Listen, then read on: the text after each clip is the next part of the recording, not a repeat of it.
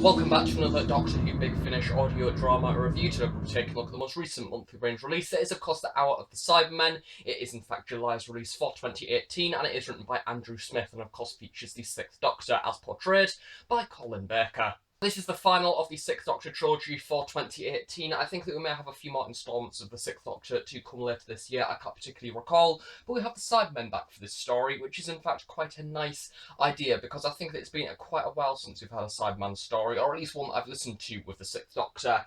It's been quite a while, so it's nice to see them back. However, this story in particular is a Cyberman invasion of Earth, featuring the return of David Banks as the Cyber leader. And for those of you that don't know, David Banks is the iconic Cyberman in the classic series that always says excellent. So yeah, I was incredibly excited to see what they were going to do throughout this story, and especially because this is an audio drama and not a visual TV story, the voices were just incredibly brilliant for this. I think that the Cybermen in this episode sounded something incredibly unique, but also at the same time really nostalgic of 80s Doctor Who. First off, and as always, in the description below I will leave the link to go and buy this release from the Big Finish website. It's currently out now. The physical CD is $14.99 as it is a part of the Big Finish main range. However, you can also get the download version for $12.99, and I do believe that it will be out in normal retailers such as Amazon and Forbidden Planet at the end of August 2018, and it will remain at that price. You can in fact listen to the trailer on the Big Finish website, along with getting all the story details as well as links to other external reviews. And this episode, as I say, is written by Andrew Smith and it is directed by Jamie Anderson, and to be honest, I recommend checking out other people's reviews of this episode, because I think it may not exactly split opinion, but I think that a lot of people will have different ideas of what this story set out to achieve. This is the second episode of the Big Finish multi-range to of course feature the brand new Jodie Whittaker format of cover, so I will give you a little bit of a look at those. First off, we have the Jodie Whittaker inspired logo version. And then we also have the other version, which is alternative cover that you can flip over, and it is of the 80s Doctor Who 6th Doctor logo.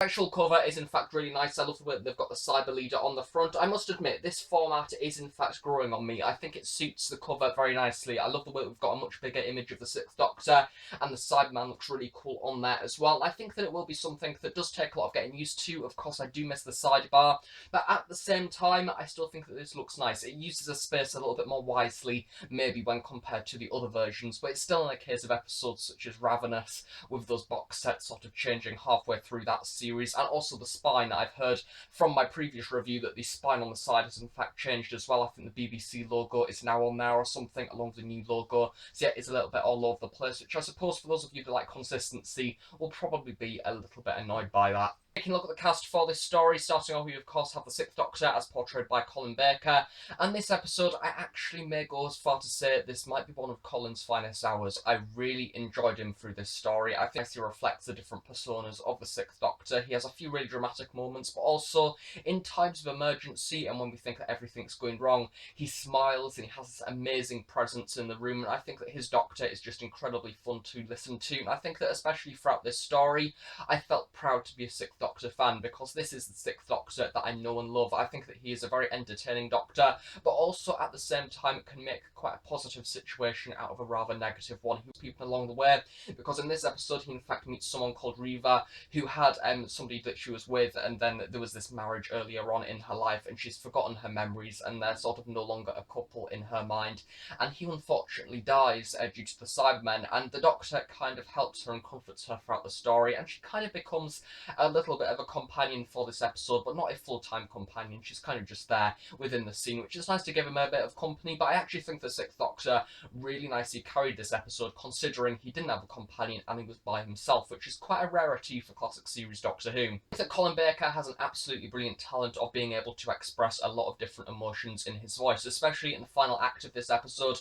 where he have him going up against the Cyber leader. He in fact is really brilliant and very loud and very vibrant, and I love the way that at the very end of this episode he in fact defeats the Cyber leader whilst beaming away, and we even have the very cliche moment at the very end where the Cyber leader turns around and says "until the next time, Doctor," as he vanishes away in kind of a escape pod, and it was an incredibly fun listen. If I'm to recommend any episodes from the 6th Doctor era to kind of say he is way better on the audio series and deserves a chance more so than the actual televised episodes, I think that this one could possibly be up there as one of my favourites in the way that he's definitely written. So you also have Blake Harrison returning, who is the person person who of course plays Daniel Hopkins. He was previously in the other Fifth Doctor monthly range story called The Heliax Rift, and I recommend checking out that review if you would like to know a little bit more about that character to start off with.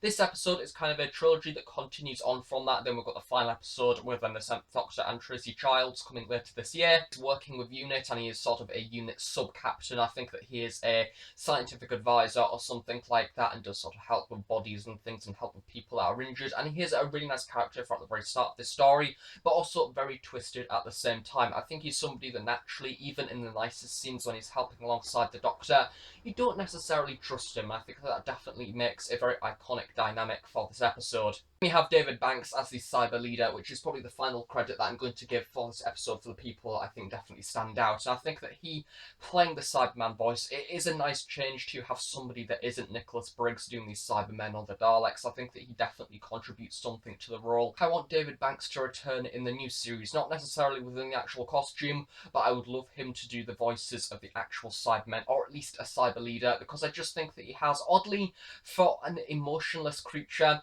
he has a lot of emotion in there. I think that the cyber leader is almost rather sassy to some extent, and I think that he's a really fun and intriguing villain to listen to.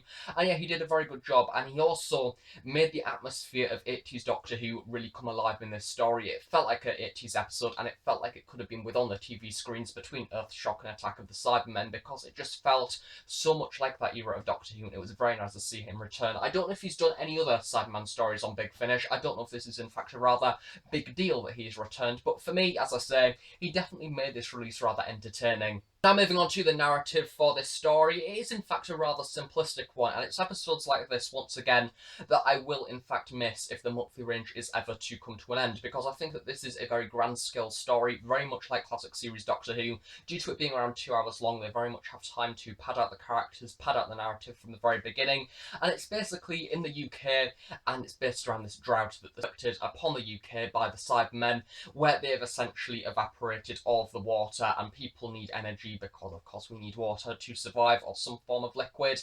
And yeah, it's really interesting to see the Cybermen very logically use the way of sort of water and energy and sort of the weather to in fact kind of coax the human race in order to actually convert them into Cybermen. And at the very end of this story, we have the cyber leader saying soon they will be begging us to in fact convert into Cybermen, because it will be a much different and better way of life. Definitely a different take on an Earth invasion, because I feel that the Cybermen stories that I've seen on Big Finish in the past are those episodes where the Cybermen invade, and it is your stereotypical invasion. They invade by force, they kill people, and then they convert a few of them, but the other people of humanity kind of get killed off, and it sort of defeats the objective of the Cybermen, especially in new series Doctor Who, where they go around killing people willy-nilly, claiming that they are incompatible, which I think is probably a load of crap, because you could probably take out the emotion and make them compatible too. It may require some more effort, but I feel that this story is kind of one of those episodes where the alien and the fourth of the episode is in fact being very intelligent, and they have this planet that they've been working on for quite a long time, and the whole narrative of the episode is basically them just sitting back and let their plan unfold, because they take away all the water, and the whole ending of this story is basically them using this device, and the Doctor does inevitably save the day. And it is a rather intriguing plot. As I said, it's something a little bit different, nothing too out there, but I think that it is something for the Cybermen is a little bit new, and it's not just them invading a space station and converting people like we've seen in, say, Earthshock or Revenge of the Cybermen. It is them doing a full-on Earth invasion episode, which I quite like, and is something that for 80s Doctor Who, I don't think we're really seen. We had Silver Nemesis that was set on Earth, but even that one wasn't really an invasion piece. It was recommended for more of the Big Finish new series listener, or a new listener to the line that wants to get involved in Big Finish, especially within the classic series, because this is a rather nice, easy listen. Mentioning some of the technical details, the whole of the music for this release is in fact composed by Steve Foxton. Now, this is an incredibly brilliant story for sound design. Once again, it feels like 80s Doctor Who. We have that wonderful cybernetic music that I'm sure you're all aware of from episodes such as Earthshock, where you have almost the drums in there, the duh-duh, to kind of match with the Cybermen marching along, which is incredibly atmospheric, and it does feel like an 80s episode of Doctor Who once again. And I think that in fact, the music really nicely contributed to this episode. It makes it feel very dramatic, very cinematic as well. And yeah, I do recommend this one if you're in fact into the music of Doctor Who, because this episode is rather unique for it. This is of course the second story of this year to see UNIT go up against the Cybermen, but I do think that they have a little bit of a minor role throughout this episode, especially in the later half. I think that the first part of this story is basically UNIT trying to keep humanity under control, offering sort of army services here and there to kind of keep people away from the city, and they try and keep London actually working. However, sort of the majority of the MPs and politicians are still in their offices, but the civilians have been made to leave and go to camps or something like that. Rather unusual doomsday scenario, but at the same time, I feel that they could have had a bit more involvement in this episode, especially in the later half. They are kind of just there to pick up the Doctor. We don't necessarily have any sort of face-to-face combat with UNIT, which I think it would have been nice to maybe see, but also at the same time I respect this episode for not doing that, because that is the difference between episodes such as Cyber Reality that we had earlier on this year. There was very much the Cybermen going up against UNIT and UNIT attacking the Cybermen and trying to defeat them. This one is a little bit more in the way of the Doctor is trying to defeat the Cybermen, and UNIT are almost caught in the crossfire. However, there is the personal involvement with Blake Harrison being in there as well. The whole idea of his character, in fact, almost begging to be converted into a Cyberman, which is rather sad, because I will briefly go into something that happens in this episode, because it does, in fact, offer a lot of context. Basically, a negative thing happens in Blake's life off camera after the Heliax rift, and yeah, something happens where he is emotionally kind of left down and he doesn't know what to do with his life, and the Cybermen sort of approach him and basically say, we can take away all your emotions, and he comes to the conclusion where he thinks that Cybermen and the cyber conversion is in fact the better way to lead his life. So it is a quite contorted story where you feel that this very desperate character is literally using this last resort, taking away his humanity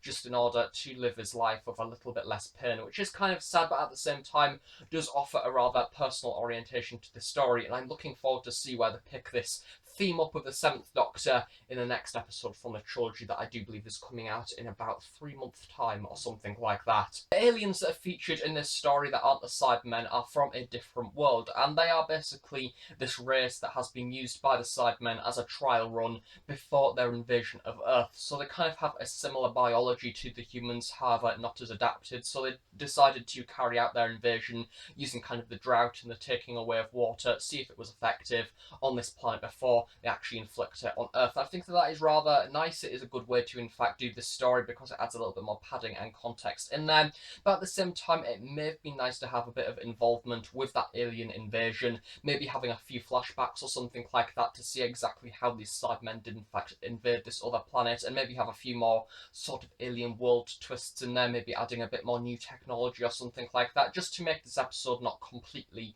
a London invasion, because I think that if you're somebody that is an experienced Big Finish listener, you might want this story to offer a little bit more, maybe add a bit more extraterrestrial stuff in there, but at the same time I kind of like that this is a Cyberman invasion of Earth, because we've not really had a full Cyberman invasion of Earth since, I would say, probably the invasion, especially with UNIT being involved in the sort of timeline of Doctor Who. So yeah, this is a very welcome release, and one of which I actually think is probably one of the highlights of the year for me. So the 6th Doctor complements this episode absolutely brilliantly, has some amazing moments with the cyber leader and actually trying to confront his emotions, and because he knows that he can't get anywhere and he needs to speak in a logical manner, and yeah, he's just an excellent character that keeps you very captivated throughout the whole story. And as well, the Cybermen throughout this episode do feel like the stereotypical villains, but they also have the really nice cybernetic traits in there as well. So if you are a classic fan that like episodes such as Attack of the Cybermen and Earthshock, then this is definitely very much an episode for you, but also it is a welcome addition for those people that want to get into the Big Finish main range without having any too complex episodes. The overall, a rather standout cybernetic invasion of Earth that has a rather personal twist,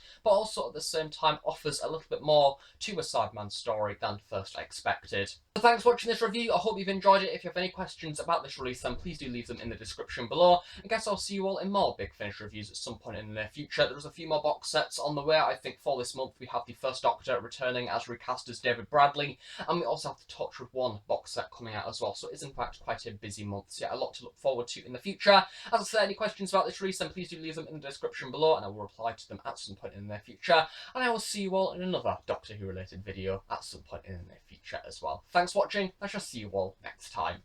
Bye for now.